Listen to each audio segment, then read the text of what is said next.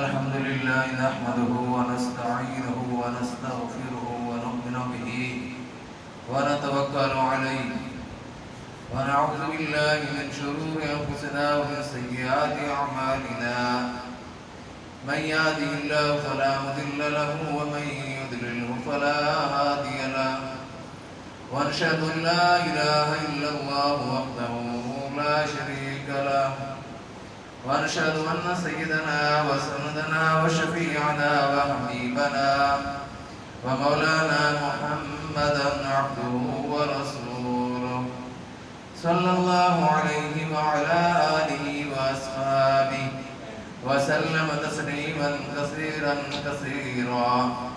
أما بعد فأعوذ بالله من الشيطان الرجيم. بسم الله الرحمن الرحيم. يا أيها الناس اتقوا ربكم الذي خلقكم من نفس واحدة وخلق منها زوجها وبث منهما رجالا كثيرا ونساء واتقوا الله الذي تساءلون به والأرحام إن الله كان عليكم رقيبا. قال النبي صلى الله عليه وسلم النکاح من سنتی فمن رغب عن سنتی فلیس منی. میرے قابل احترام بزرگوں و عزیز ساتھیوں، السلام علیکم ورحمۃ اللہ وبرکاتہ. میں نے آپ کے سامنے سورہ نساء کی ابتدائی آیات تلاوت کی ہیں. اللہ نے فرمایا ہے کہ اے لوگوں، اللہ سے ڈرتے رہو جس نے تم کو پیدا کیا ہے ایک جان سے اور اسی سے پیدا کیا اس کا جوڑا اور پھیلائے ان سے بہت سے مرد اور بہت سی عورتیں. اور اللہ سے ڈرتے رہو جس کا واسطہ دے کر تم آپس میں سوال کرتے ہو اور خبردار رہو قرابتداری سے. بے شک اللہ تم پر نگہبان ہے. حضور صلی اللہ علیہ وسلم نے فرمایا کہ نکاح میری سنت ہے، بس جو کوئی اس سے منہ موڑے یا بھی اگر بے رغبتی کرے وہ مجھ میں ایسے نہیں ہے. یہ کائنات، یہ زمین و آسمان بنے تھے نکاح کی وجہ سے، اور یہ کائنات ختم ہوگی تو نکاح کی وجہ سے. نکاح ختم ہوگی یہ کائنات ختم ہو جائے گی. جب یہ کائنات بنی تو دو افراد کا جو آپس میں ریلیشن اور تعلق بنا، جو رشتہ بنا، ان کے نام ہے حضرت آدم علیہ السلام اور حضرت حوا علیہ السلام. تو ان کا جو آپس میں رشتہ ہے یہ رشتہ نکاح ہے. آپس کا تعلق خامد اور بیوی کا سا ہے. جب یہ کائنات ختم ہوگی تو اللہ اس سے نکاح کو اٹھا لیں گے. حضور نبی اکرم صلی اللہ علیہ وسلم کا فرمان مبارک بھی ہے کہ قیامت سے پہلے اللہ تعالیٰ مسلمانوں کو وفات دے دیں گے. اللہ تعالیٰ مسلمانوں کو وفات کرا دے دیں گے. تو اس سے یہ پتہ چلا کہ کوئی مسلمان زندہ نہیں رہے گا، اللہ کا نام لینے والا زندہ نہیں رہے گا تو قیامت آئے گی. اور پھر منظر یہ ہوگا کہ ہماری جو یہ زمین ہے، جو یہ ساری کائنات، اس میں اللہ اللہ کرنے والا انسان نہیں رہے گا. تو اس لیے کہ تاکہ وہ قیامت کا جو خوفناک منظر ہے وہ نہ دیکھے. وہ کوئی مسلمان نہیں دیکھ سکے گا، نہ ہی سن سکے گا. قیامت کفار پر برپا ہوگی. تو پتہ چلا کہ کفار کے ہاں کیونکہ نکاح نہیں ہے، جو نکاح اسلام نے بیان کیا ہے، جس کا ثبوت اسلام سے ہے، تو کوئی مسلمان نہیں سنے گا کہ یہ قیامت جو برپا ہونے والی ہے اس کا کچھ اور رول۔ تو اس طرح کر کے جب کفار رہ جائیں گے تو پھر وہ نکاح بھی نہیں رہے گا جو سنت نبی کے مطابق نکاح ہے۔ یہ نکاح خاندان کا ثبوت ہے، خاندان کے ہونے کا، اس کے بغیر خاندان کا نہیں پتہ چلتا، اور یہ ثبوت ہے شرافت اور صداقت کا، اور یہ نکاح ثبوت ہے ولادت کا، اور یہ نکاح کائنات کے موجود ہونے کا ثبوت ہے۔ حضور صلی اللہ علیہ وسلم نے نکاح کی ترغیب دی ہے۔ جو آدمی طاقت اور قدرت رکھنے کے باوجود نکاح نہیں کرتا، اسے فرمایا کہ وہ امت محمدیہ میں سے نہیں ہے۔ اسی لیے فرمایا نا فَمَنْ رَغِبَ عَنْ سُنَّتِي فَلَيْسَ مِنِّي، فَلَيْسَ مِنِّي کا کیا مفہوم ہے کہ وہ مجھ میں سے نہیں ہے۔ حضور صلی اللہ علیہ وسلم نے ترغیب دی نکاح کی۔ صحابہ کرام کو بھی فرمایا یا معاشر الشباب، اے نوجوانوں کے گروہ، نکاح کر لو، طاقت اور قدرت ہے تو نکاح کر لو، اگر نکاح کی طاقت اور قدرت نہیں ہے تو پھر روزے رکھو، اپنی شہوات نفسانی کو کنٹرول کرنے اور اس کے توڑنے کے لیے روزے رکھو۔ پھر حضور صلی اللہ علیہ وسلم نے اپنی بیٹیاں چار بیٹیوں کے نکاح کیے ہیں۔ حضور صلی اللہ علیہ وسلم نے صحابہ کے نکاح کیے ہیں، صحابہ کرام رضوان اللہ تعالی علیہم اجمعین۔ پھر حضور صلی اللہ علیہ وسلم کے اپنے بھی نکاح ہوئے، 11 شادیاں حضور صلی اللہ علیہ وسلم نے کی ہیں۔ تو نکاح کی فضیلت اس حدیث سے معلوم ہوتی ہے کہ حضرت ابو ہریرہ رضی اللہ تعالیٰ عنہ جو حضور صلی اللہ علیہ وسلم کے صحابی ہیں، جنہیں القدر صحابی ہیں، جب ان کی شادی کا وقت آیا تو اللہ کے رسول صلی اللہ علیہ وسلم کے پاس حاضر ہوئے اور عرض کیا یا رسول اللہ صلی اللہ علیہ وسلم، اب میرے والد بھی آپ ہیں، میرے نبی بھی آپ ہیں، میں شادی کرنا چاہتا ہوں، مجھے بتائیں میں کس طرح شادی کروں۔ اللہ کے رسول صلی اللہ علیہ وسلم نے جواب دیا، اور وہ جواب صرف حضرت ابو ہریرہ رضی اللہ تعالیٰ عنہ کے لیے نہیں تھا، وہ جواب پوری امت تک کے لیے تھا اور قیامت تک کے لیے تھا، پوری امت کے لیے، قیامت تک کے لیے وہ جواب تھا۔ کیا فرمایا؟ فرمایا کہ شادیاں 4 قسم کی ہوتی ہیں۔ تو انہوں نے پھر عرض کیا کہ 4 قسم کی شادیاں؟ فرمایا ہاں 4 قسم کی شادیاں ہوتی ہیں، اور وہ 4 شادیاں میں بتا دیتا ہوں۔ اس کے بعد آپ صلی اللہ علیہ وسلم نے فرمایا وہ 4 شادیاں یہ ہیں۔ پہلی بات یہ ہے کہ لوگ حسب نسب اور خاندان دیکھتے ہیں جب شادی کرتے ہیں۔ دوسرا فرمایا کہ وہ مال و دولت دیکھتے ہیں، مالدار ہو جس سے شادی کر رہے ہیں۔ اور تیسرا فرمایا کہ حسن دیکھتے ہیں، خوبصورتی دیکھتے ہیں۔ اور چوتھا فرمایا کہ دینداری، چوتھا فرمایا دینداری۔ تو یہ 4 قسم کی شادیاں ہیں۔ یہ بات کہہ کر اللہ کے نبی صلی اللہ علیہ وسلم خاموش ہو گئے۔ حضرت ابو ہریرہ رضی اللہ تعالیٰ عنہ نے سر اٹھایا اور حضور صلی اللہ علیہ وسلم سے سوال کیا کہ مجھے آپ کیا مشورہ دیتے ہیں، میرے لیے آپ کیا تجویز کرتے ہیں؟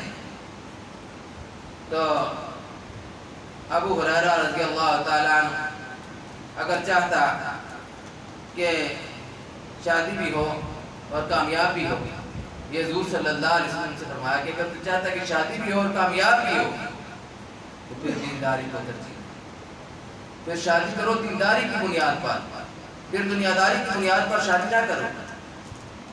تو پہلے یہ بات دیکھو کہ وہ دیندار ہے یا نہیں ہے، لڑکی ہے یا لڑکا ہے، جس کو بھی اتفاق کرنا ہے دیندار ہے یا نہیں ہے۔ اس حدیث سے یہ بھی معلوم ہوا کہ مال و دولت کو دیکھنا جرم نہیں ہے، گناہ نہیں ہے، حسن کو دیکھنا گناہ نہیں ہے، اور اسی طرح اچھے خاندان کو دیکھنا، بڑے خاندان کو دیکھنا یہ بھی گناہ نہیں ہے۔ تو یہ تینوں چیزیں گناہ نہیں ہے بہرحال۔ تو دینداری کے ساتھ اگر یہ تینوں چیزیں مل جائیں پھر بہترین ہے۔ پھر اگر دینداری نہ ملے اور ان تینوں چیزوں میں سے کوئی ایک چیز مل جائے یا تینوں مل جائیں اور دینداری نہ ملے تو ایسے نکاح پھر طلاقوں کی شکل میں بنا ہوا، طلاقیں ہو جاتی ہیں، لوگ اجڑ جاتے ہیں، برباد ہو جاتے ہیں۔ اور اللہ کے نبی صلی اللہ علیہ وسلم نے یہ بات فرمائی کہ جو آدمی ایسے نکاح کو ترجیح نہیں دیتا جو دینداری کی بنیاد پر ہے پھر اس کو کیا اشر ہے۔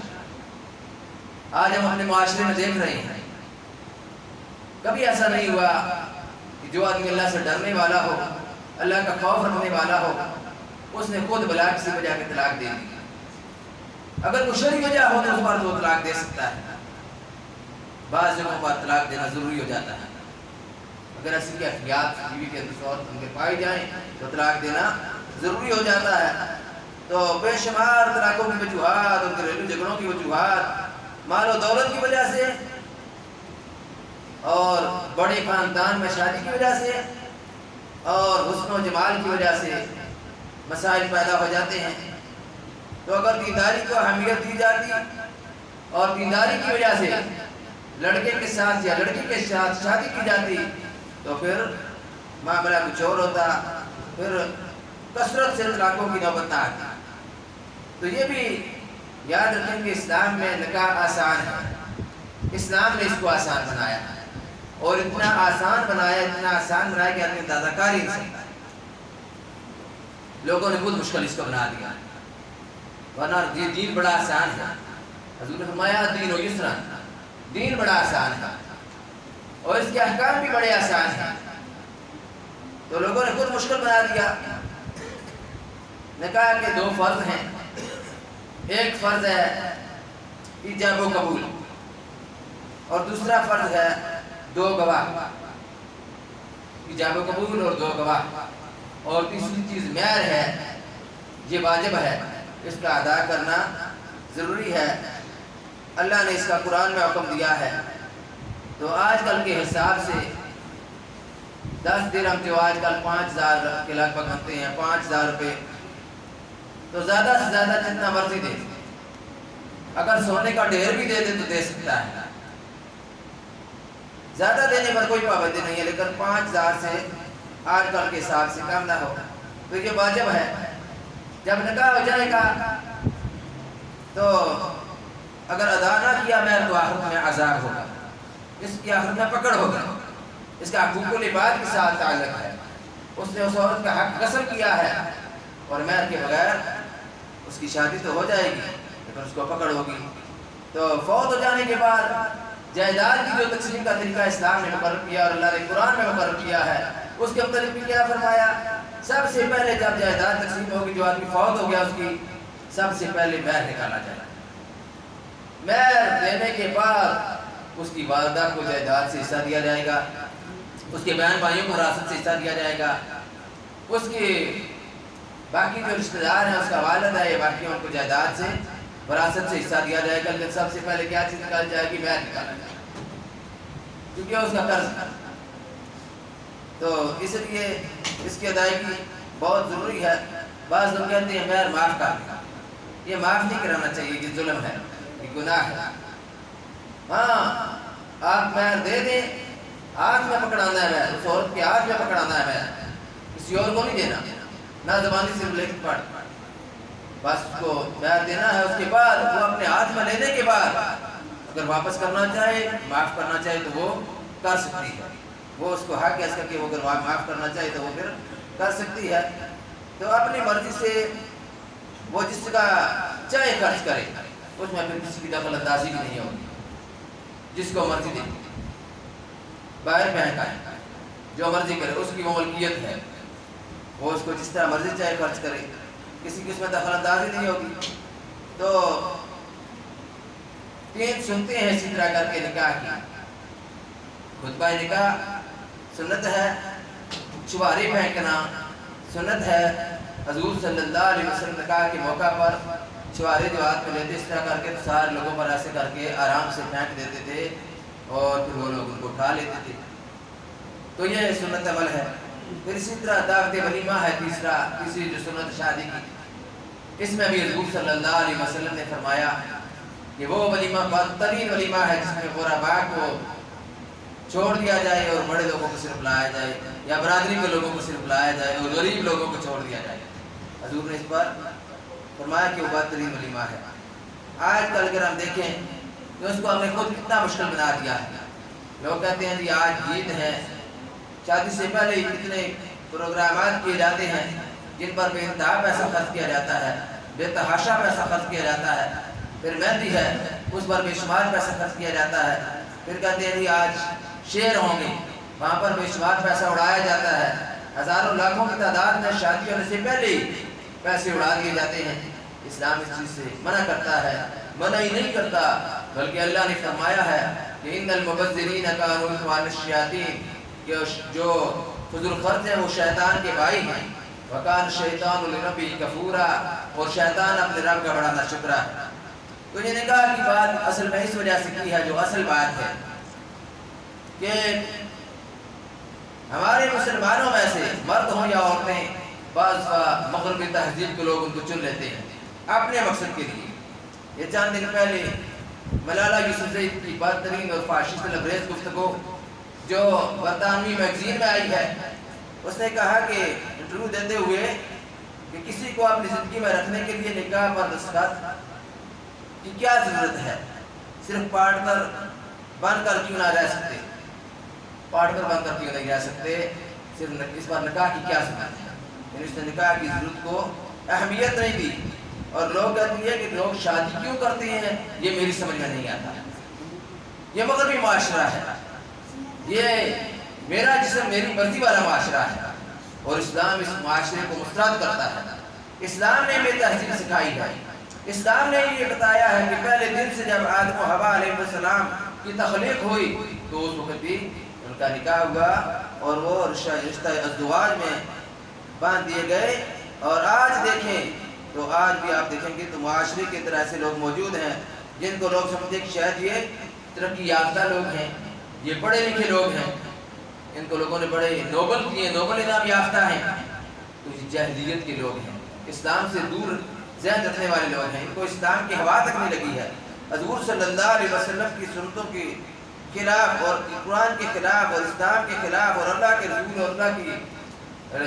کے رسول اور اللہ کے احکامات کے خلاف ان کی بغاوت پر مبنی بیانات اس طرح کر کے ان سے دلوائے جاتے ہیں تاکہ ان کو اپنے معاشرے کے افراد میں شامل کیا جائے، اور مسلمان معاشرے میں یہ بات لوگوں کو بتائی جائے اور لوگوں کو ذہن اس طرح لگایا جائے کہ بھئی یہ بھی کوئی چیز ہے کہ اس طرح کر کے بھی کچھ کیا جا سکتا ہے۔ لیکن ایسی بھی حیا عورتیں معاشرے میں زناکاری، بدکاری، فحاشی اور عریانی یہ گندے جراثیم کو تقویت دیتی ہیں، اور بے حیائی کے گندے جراثیم ایسے معاشرے میں پروش پاتے ہیں جس طرح کی خواتین کسی معاشرے میں موجود ہوں۔ تو مغربی معاشرہ وہ ہمارے لیے کوئی آئیڈیل نہیں ہے، مغربی تہذیب ہمارے لیے آئیڈیل نہیں ہے۔ اپنی ملت پر قیاس اقوام مغرب سے نہ کر، خاص ترکیب میں قوم رسول ہاشمی، تہذیب میں تم ہو نصارہ تو تمدن میں حنود، یہ مسلمان ہیں جنہیں دیکھ کے شرمائے یہود، اور پھر ملت فروشی کر کے فرنگی منڈی میں تبھی جا کے مستحق نوبل انعام ہوئے۔ تو اس طرح کر کے ان لوگوں کو انعامات بھی دیے جاتے ہیں۔ جو حضور صلی اللہ علیہ وسلم کی شان میں لوگ گستاخی کریں، قرآن کی شان میں گستاخی کریں، اللہ کے احکامات سے روگردانی اور بغاوت کا راستہ اختیار کریں، اسلام کے خلاف بیان دیں، مغرب ان کو انعامات دیتا ہے، ان کو نوبل انعام یافتہ بھی قرار لوگ دیتے ہیں۔ اس لیے اپنے معاشرے میں دیکھنا کہ ہمارا معاشرہ کیا ہے۔ نکاح کے متعلق تفصیل سے بات کی گئی ہے کہ حضور صلی اللہ علیہ وسلم نے اس کو پسندیدہ عمل قرار کیا ہے۔ نکاح سے خالی زندگی کو عام آدمی بھی पसंदीदा करार नहीं देता। उस आदमी के किसी घर में जाने आने पर लोग शुकुक व शुबहात करते हैं, जो आदमी शादीशुदा ना हो, ये इधर क्यों आ रहा है, लोग उसको बुरी नज़र से देखते हैं। हमारा माशरा तो किस तरह का माशरा है, तो मगरबी माशरे के अंदर ये सारी चीज़ें जायज़ हैं। उनके शख्सियाती कार्ड के ऊपर भी नहीं लिखा होता कि इसका वालिद कौन है, इसका वालिद कौन है, शख्सियाती कार्ड बगैर वालिद के। इसलिए हमारा माशरा इससे पाक है, इस गंदी मगरबी तहजीब से पाक माशरा है। तो इस तरह की जब बयानात आते हैं, जब इस तरह की चीज़ें आती हैं, तो लोगों के सामने लोगों को कोशिशदार कराना ज़रूरी होता है कि लोग जिन लोगों को समझते हैं कि ये लोग आइडियल हैं, स्कूलों में जिनकी तस्वीरें लगाई गई हैं कि ये माशरे के बड़े लोग हैं, जो कहती है कि दाढ़ी वाले देख कर मुझे फ़िरौन याद आ जाता है, नाउज़ुबिल्लाह। तो ऐसे ऐसे अल्फाज और ऐसी ऐसी बातें जो लोग करते हैं, उनको आइडियल नहीं करार दिया जा सकता। वो नोबल इनाम याफ्ता बेशक हों, लेकिन अल्लाह और अल्लाह के रसूल के नज़दीक काबिल इज़्ज़त और काबिल एहतराम नहीं है, क्योंकि अल्लाह और उसके रसूल के नज़दीक काबिल इज़्ज़त और काबिल एहतराम इन्ना अक्रमकुम इंदल्लाहि अत्क़ाकुम, ज़्यादा मोहतरम, ज़्यादा काबिल इज़्ज़त वो है जो ज़्यादा तक़वा वाला है, जो ज़्यादा अल्लाह से डरने वाला है। अल्लाह से दुआ है अल्लाह हमें अमल की तौफीक नसीब फरमाए। बाक़ी दवाना अल्हम्दुलिल्लाहि रब्बिल आलमीन।